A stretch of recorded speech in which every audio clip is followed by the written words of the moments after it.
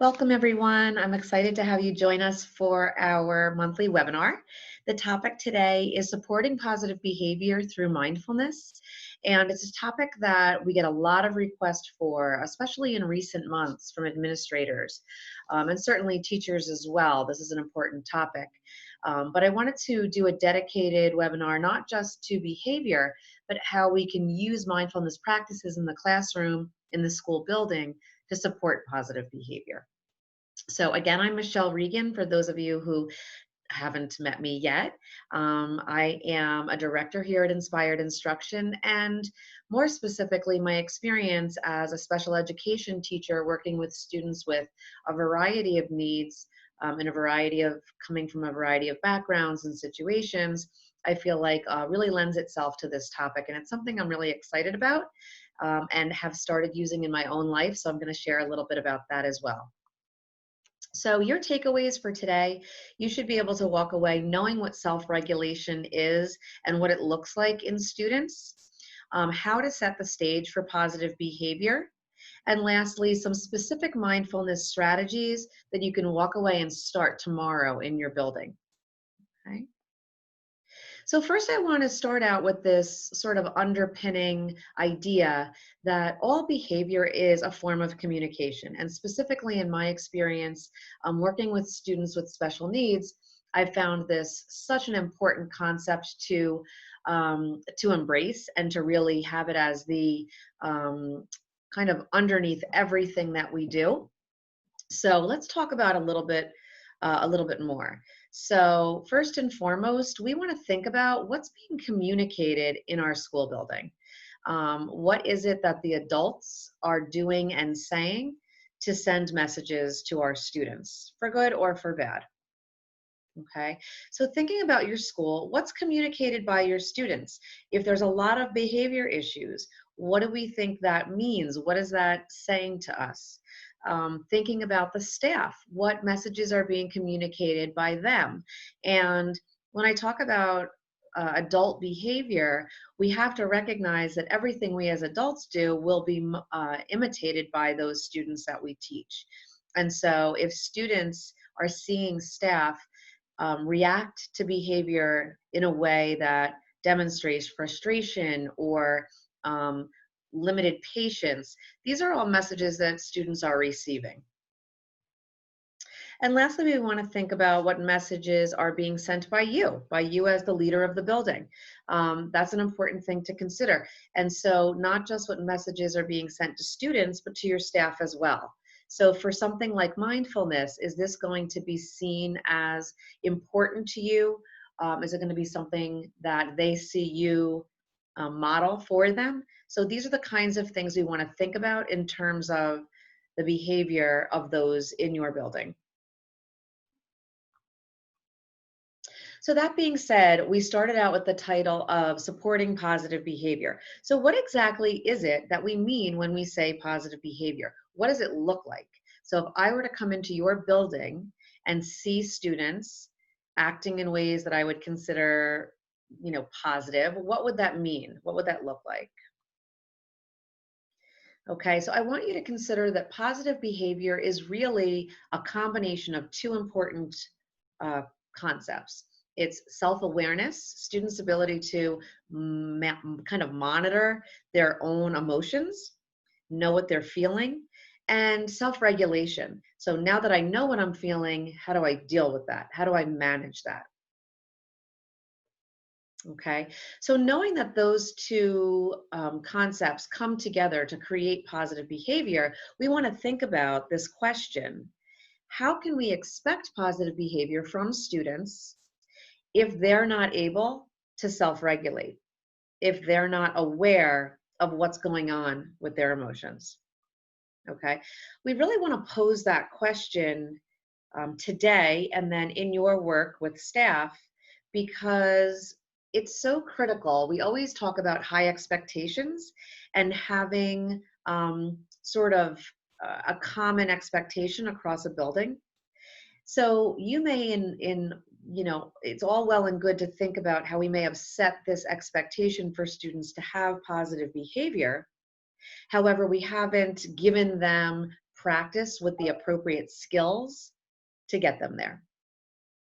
Okay, so we'll dig into that a little bit more, but we want to think about if we're talking about expecting specific positive behavior from students, what are we doing to lay the groundwork? Okay, so to consider this even more, what I'd like you to do is think about a time when a student was acting out, and I want you to visualize what did he or she look like. All right, let's take a minute with that.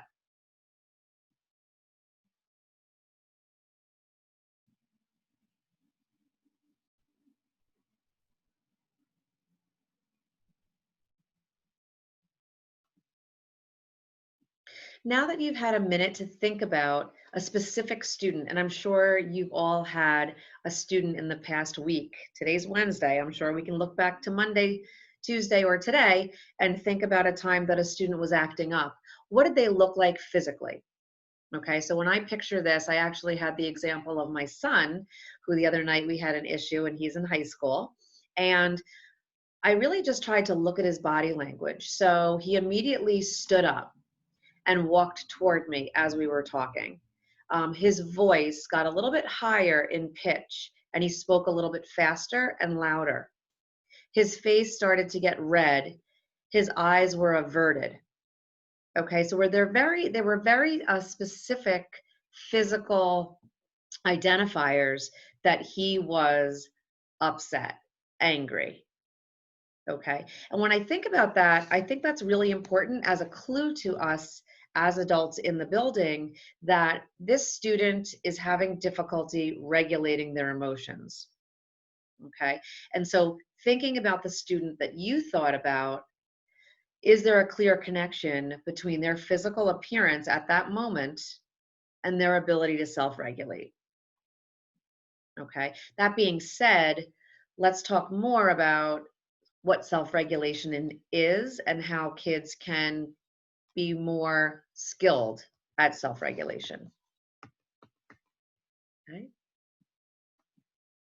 All right. So I love this graphic that was put together by the Gottman Institute to share with us just how difficult reading emotions or even understanding emotions is.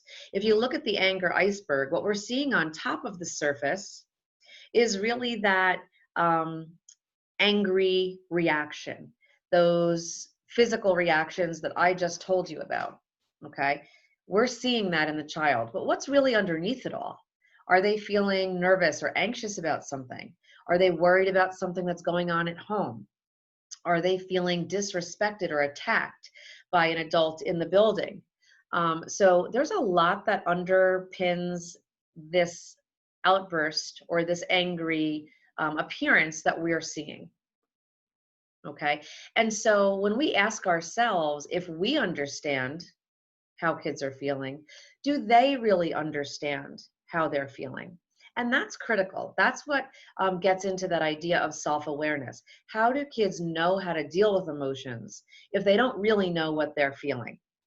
Okay, and we have a workshop on this that we recently created, and we do a lot of work with naming emotions, with using an emotion vocabulary with students, because that's really critical. Just like we use vocabulary instruction in English language arts, and now even in math, we need to give kids a vocabulary instruction around their social emotional experience.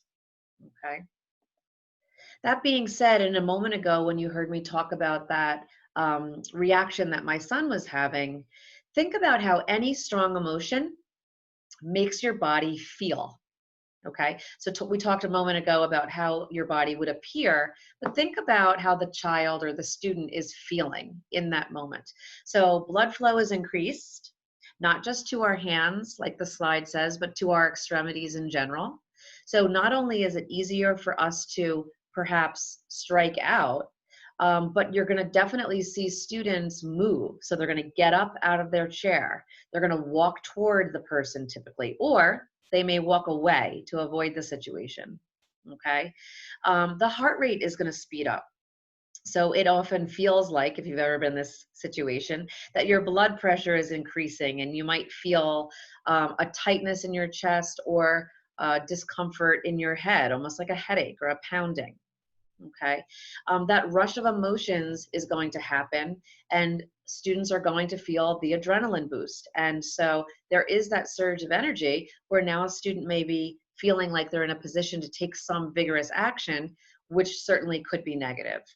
Okay. So knowing that, we need to give kids the ability to name those feelings and to understand that it's more than just feeling angry. We want to dig a little bit deeper and help them understand that their body and their brain reacts in certain ways when they have strong emotions.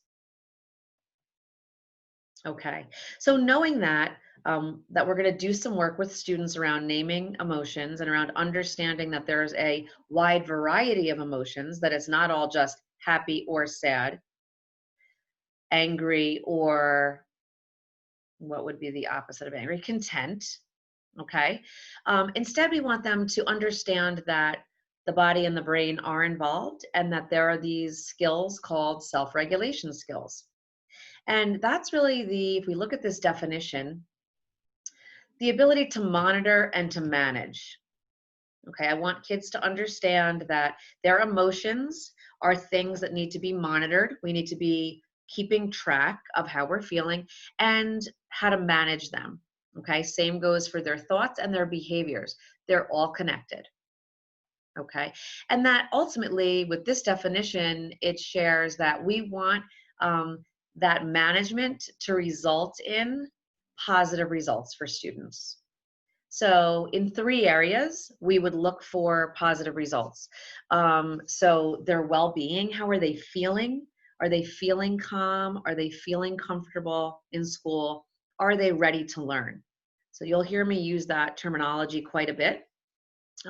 If you've heard the phrase Maslow before blooms, it's the same idea. In order for kids to be achieving, they need to first be ready to learn. And so I consider ready to learn being in a state of awareness of my emotions and the ability to manage or to regulate those emotions. Okay, so we want to see improved results and positive results in terms of well-being. We also want to see in terms of social relationships. So that being said, do kids have the ability to manage the way they deal with others? Okay, and then lastly, learning. So am I feeling like I can pay attention right now? I can inhibit some of my impulses to want to do something else right now. Okay, so if you look at the bullet points, what I really like is it demonstrates here that self-regulation involves the whole person. Okay, and when you have a classroom of 20 students, their ability to self-regulate is not going to be the same just because they're all third graders. Okay, we want to look at each person as a unique individual that may have different physical or mental or social, emotional traits that are going to either detract from their ability to self-regulate or improve their ability to self-regulate.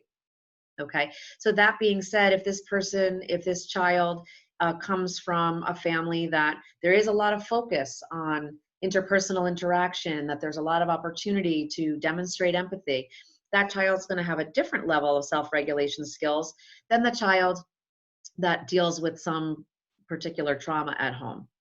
Okay. Similarly, we're all born with a different temperament. And so my temperament is going to differ from yours. And therefore, that could set somebody up for having difficulty with self-regulation. Okay. So we want to keep these in mind, particularly as it pertains to any strategies or techniques that you come up with or that you decide are going to be tried in your classrooms, that we want to have that flexibility that not all students are going to respond to all practices. Okay. That being said, self-regulation and self-awareness are two important components of the social emotional learning competencies that many states have recently brought out. So in particular, the organization CASEL is widely regarded as one of best kind of go-to resources. And I'll include that when we're done with our workshop today, our webinar today, I'll include that as a resource to share because the social emotional learning competencies that many states have adopted see self-awareness and self-regulation as two of the cornerstones. Okay, so really critical that we do more work around that in our school buildings. Okay, I think an important concept that we all agree upon is that it is okay to have an emotion. And we need students to understand that whatever the emotion is that they're feeling, it's okay to have that emotion. The concern is, for adults especially, is we need to be doing some pre-planning and some thinking about it's how the emotion is expressed that's going to impact what's happening in the school building. Okay, so the whole idea of using mindfulness, and we're going to get into this in a moment, is so that we can be very thoughtful before the behavior happens. This is a proactive approach. Okay, so when faced with the question of what do we do when students are struggling to regulate their emotions and then therefore their behaviors, we want to think first about this idea. We want to help them pause. Okay, so much of what happens with people in social interactions is that there's an immediate reaction. How do we say it in science? It's like there's a reaction for everything that happens, and that can kind of somewhat lead us to a negative sort of chain reaction of events. So what we want to be able to do is help the person, the student, or the adult pause. That being said, so how do we do that? So mindfulness is really a great tool. And if we take a look at this definition of how mindfulness can help reduce stress, I love this quote because I think it really helps us understand that we're going to have positive results if we can just put some space between ourselves and our reaction to something. Okay. And when we talk about mindfulness, when I go in and do workshops about this topic, I'll often have teachers that experience some discomfort around this idea. They think of it as kind of a new age topic. They associate it with yoga specifically. They associate it with meditation. And what I like to make them understand, and I start with this definition, is that mindfulness is really about being in the present moment. And I try to keep the definition that simple for students. So when we talk about mindfulness, we're talking about paying attention to what's happening right now. Okay? We don't really need to get that much deeper with students. Okay? But the point of this is that we can use tools such as focused breathing, such as other practices that we're going to talk about, visualization, even gratitude, to put that space between ourselves and our reactions. Okay. So what does the research say? We know that in schools, all of our decisions need to be guided by evidence base and evidence or research base. And so we want to make sure that what we're doing is supported by research. So just in 2019, there was a meta-analysis done of 27 studies, and that showed clearly that mindfulness helps improve attention. Okay, and when we say attention, it could be attention to our own feelings or behaviors, or it could also be attention to the academic experience in a classroom. That being said, students' ability to regulate negative emotions improved and executive functioning improved. And so as we talk about academics and how mindfulness can impact the academic experience of students and of teachers, that ability to deal with higher order questioning and do deeper, more meaningful thinking is going to be impacted by mindfulness. Okay, so that being said, we have a little bit of an understanding about how we can set kids up for positive behavior. We also have a little bit of an understanding about mindfulness and what it means. We want to talk about how do we start. So to get started, I'm going to recommend 3 steps, and then I'm going to share two different paths that you may consider for practices for your building. So your first step is really to share the why. How is this going to help students? And on that note, even your teachers, how is this going to help them in life? Okay. And that being said, we can think about several different areas, the in-school area and the out-of-school area. Notice I didn't say, how is this going to help them in school? I made it much broader and said in life. Okay, so kind of parroting what we talked about earlier, it's going to help them feel more calm in their general functioning in life, a little bit more calm, a little bit more relaxed, more ready to learn. Okay, and that's critical. We know that there are so many students that come to school with lots of baggage, things that are going on at home, and if we can give them just that ability to feel less stressed, more ready to learn, I think that is going to give us huge gains. Okay. It's also going to help our ability to deal with other people.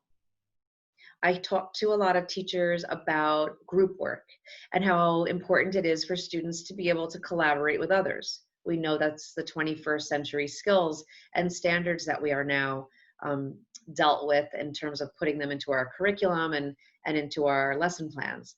But how can students do that effectively if they don't know how to regulate their emotions, right? So if we let students know, hey, this is going to help you deal with other people. You are not going to like every single person you meet in life.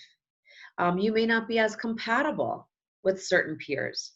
But that being said, it doesn't mean that you can just walk away from a group because you don't like somebody in it, right? So we're going to let kids know that this is going to help them. These practices will help them learn how to deal with other people, including their teachers, including their parents.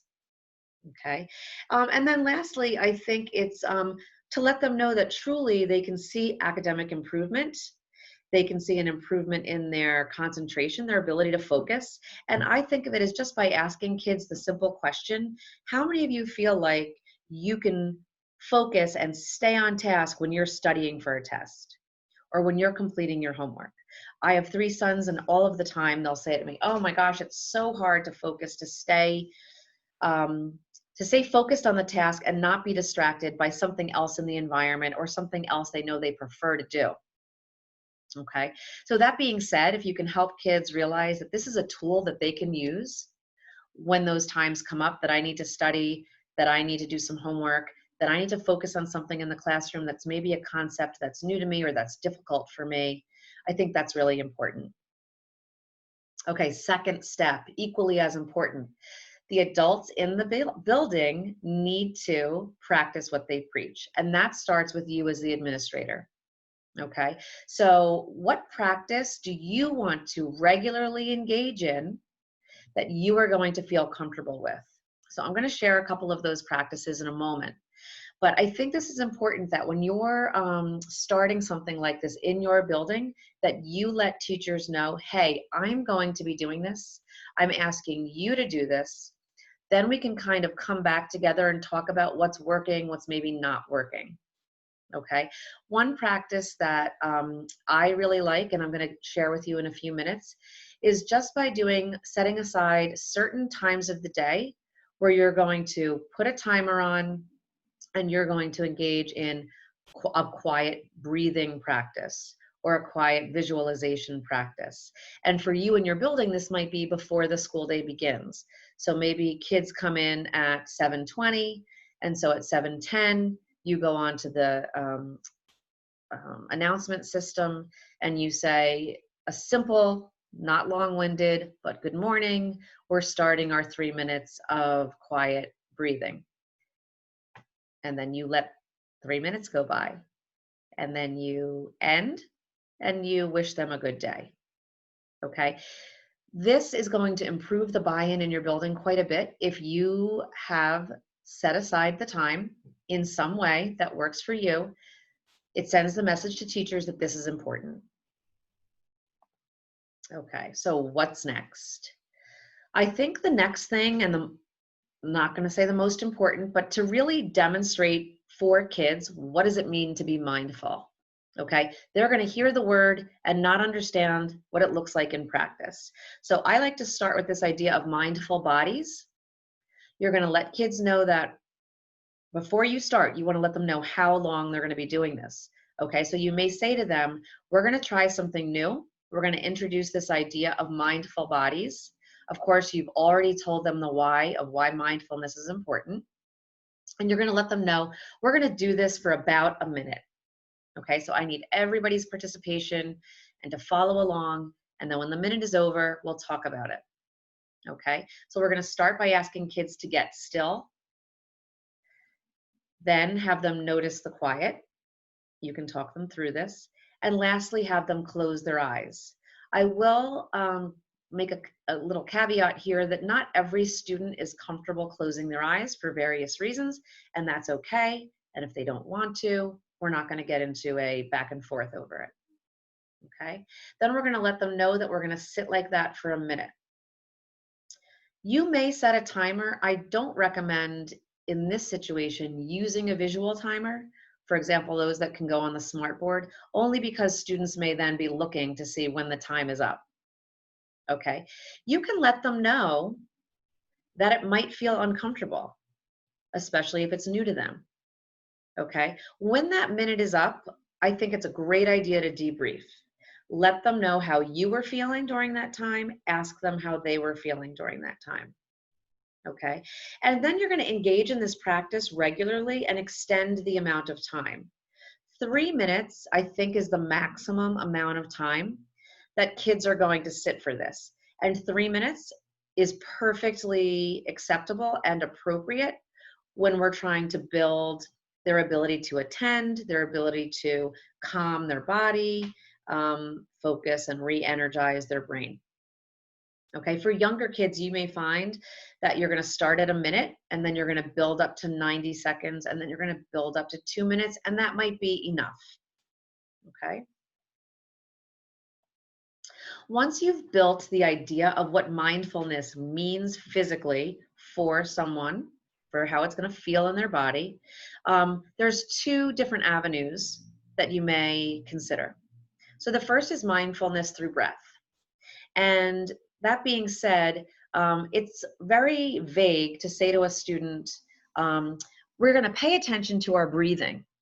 Okay. I think rather than say something like that, what we want to do is give them a specific thing to think about and to notice. Okay. So instead of saying we're going to think about our breathing or notice our breathing, we might do one of three things. You might say to them, we're going to do something called expanding breaths. And when we do expanding breaths, I want you to picture that there's a balloon inside your belly and you're going to blow it up slowly and you're going to let the air out slowly. Okay, so you're giving kids a visual. The other that I love is the Hoberman sphere. And there's a picture of it here, and I'm sure you've seen this in toy stores. I'm sure you could get this fairly inexpensively. It's a visual representation of the breath. So you as the teacher would slowly expand it and slowly make it more compact again. Okay, once kids understand what they're doing, you can have a student lead this. Okay, and generally speaking, you want to do a cycle of 3 to 5 breaths. Anything more than that is not really necessary. 3 to 5 breaths is appropriate.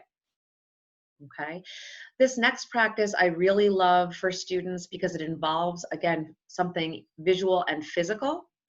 It's called step back and breathe. You would have students physically stand up, and when they start their first breath, they're going to take a step backward. Okay. Ultimately, after this is practiced, we want to instruct it with explicit instructions. The first few times it becomes a routine in our classroom. Okay. But then they have this tool in their toolkit that if they were to get into a conflict with another student, that they could do step back and breathe. Okay.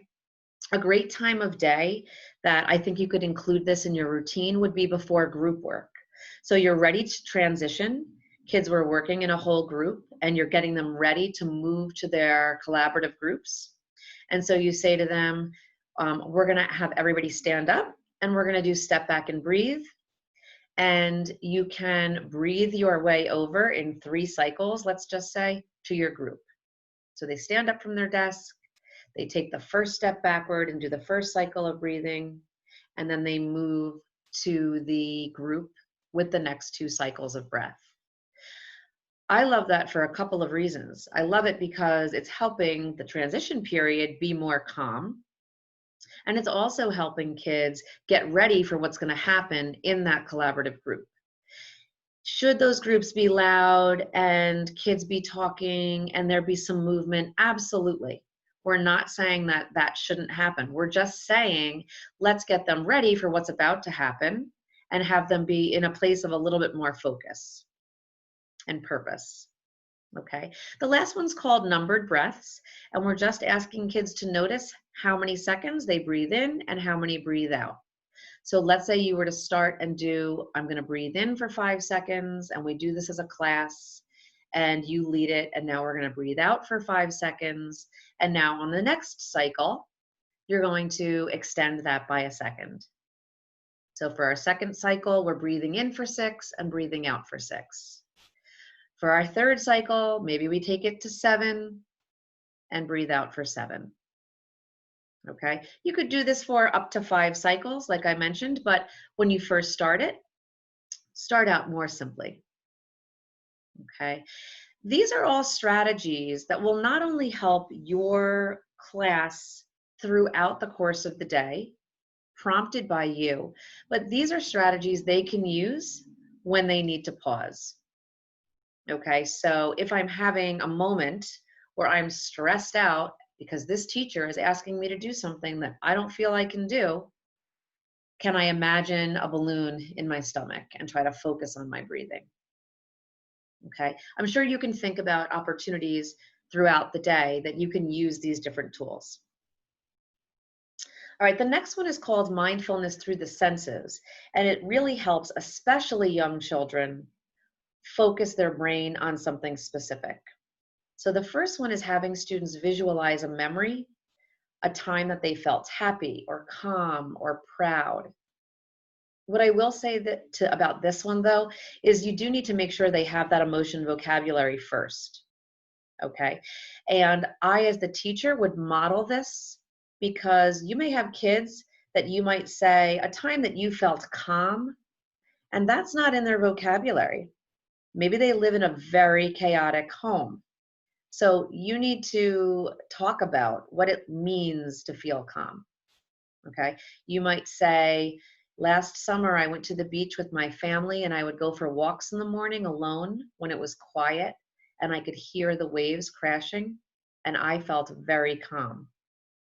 There was nobody around talking to me. I wasn't going anywhere specific. All I was doing was sitting and watching the waves crash, and I felt calm. Okay, because otherwise you might say that to the students, think of a time when you felt calm, and they don't even know what that looks like. All right. All right, silent sensory walks. These are my absolute favorite, and this is the practice that I do every day. So unless it's snowing outside, pretty much I go for a walk at lunchtime. 15 minutes is appropriate, it can be less.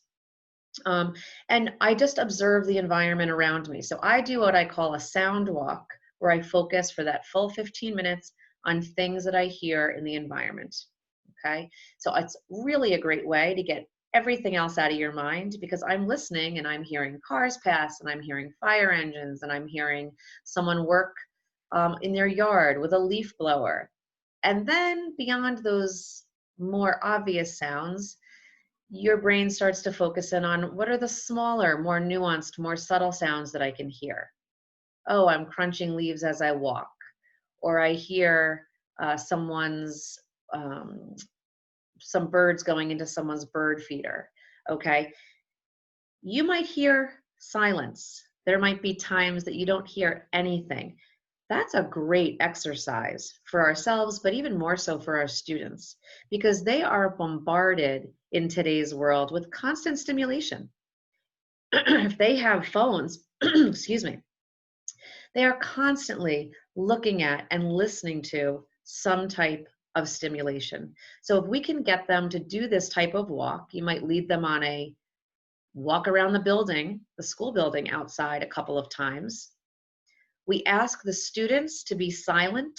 They're not talking to one another about what they're seeing or hearing. And then when you come back in, you may decide you want to debrief. Hey, what did you hear? Did anyone hear something different? And you might be not just doing hearing. You might be doing, like this states, 3 things that I see, 2 things that I hear, something I can feel. And it would be interesting to debrief that, but it's not necessary.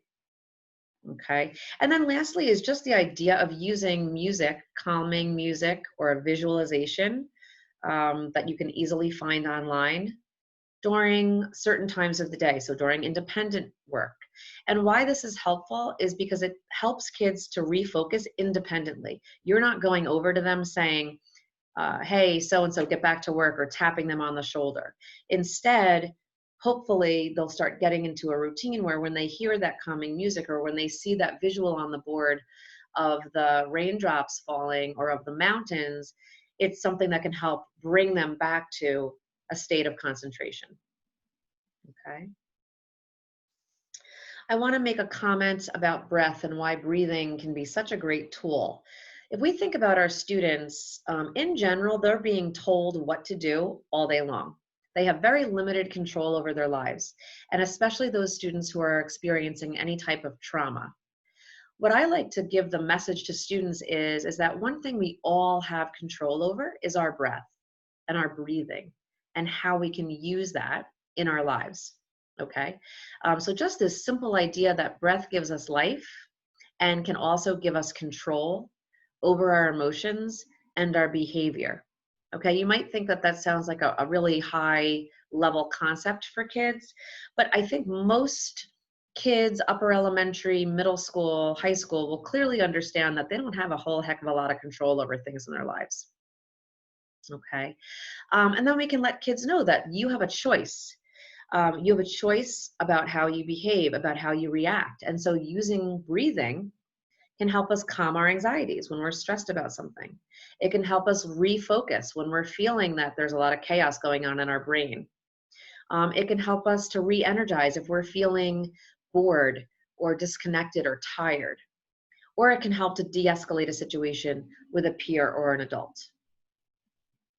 Okay. That being said, as the educator, as the adult in the building, what quick tips or tools can we give them, give those educators, to deal with the situation? Okay. Situations that happen all day long. So this acronym CALM can really be a great tool for teachers. So C stands for check in with yourself. How are you feeling in this moment? How are you reacting? Okay, first and foremost, we need to, as my mom used to say to me, fix your face, right? Think about how you're reacting, your body language, your facial expressions, and come to a place of calm.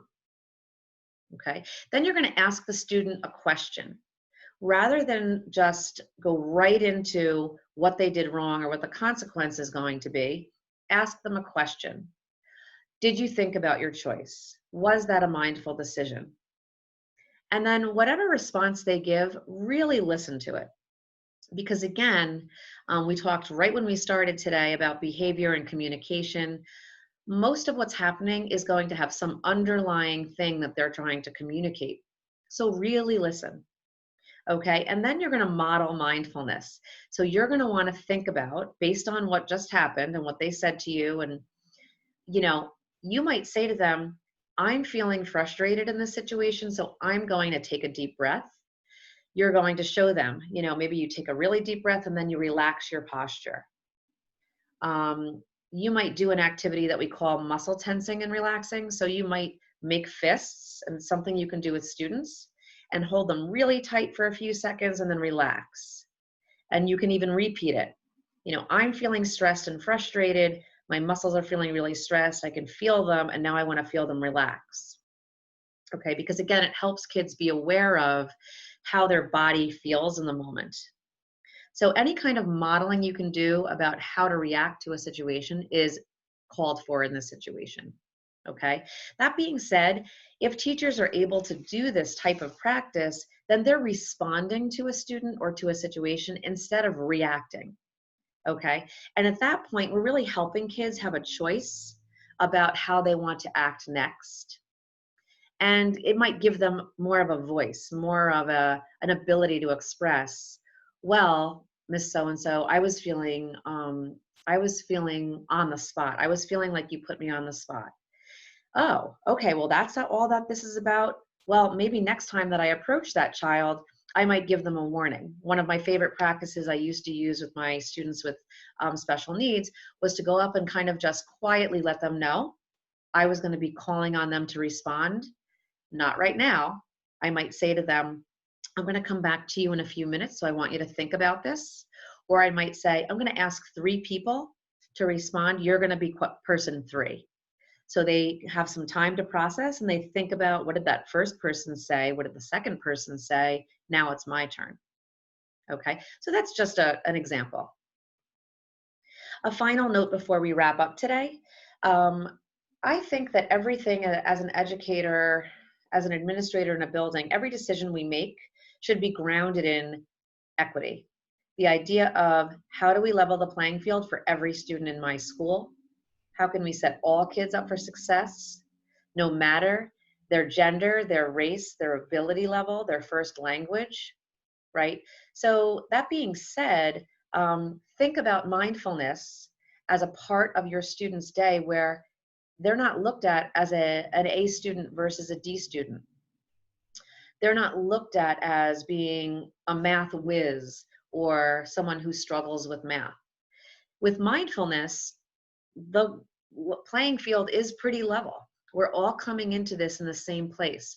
There are no winners and losers, right? This is a win-win for everybody because we're learning together how to improve our concentration, how to improve our ability to get along with others.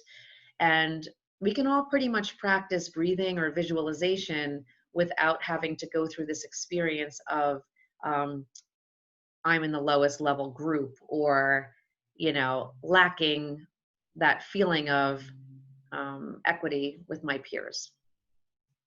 Okay. I want to thank everybody so much for coming today. I'm sure that there's questions. What I'm going to do is I'm going to reach out to each of you individually, and this way you can ask the questions that may pertain more to your building, and that's totally okay. And also, this way I can share with you some of the additional resources you may have heard me mention, as well as the ways that we at Inspired Instruction are supporting schools now, what it might look like in your building. We currently come in and do training for teachers and administrators. We also do a coaching support, a social emotional coaching, helping teachers figure out ways in their daily practices how to integrate these social emotional competencies and mindfulness practices. So again, thank you so much, and I look forward to speaking to you all again. Take care.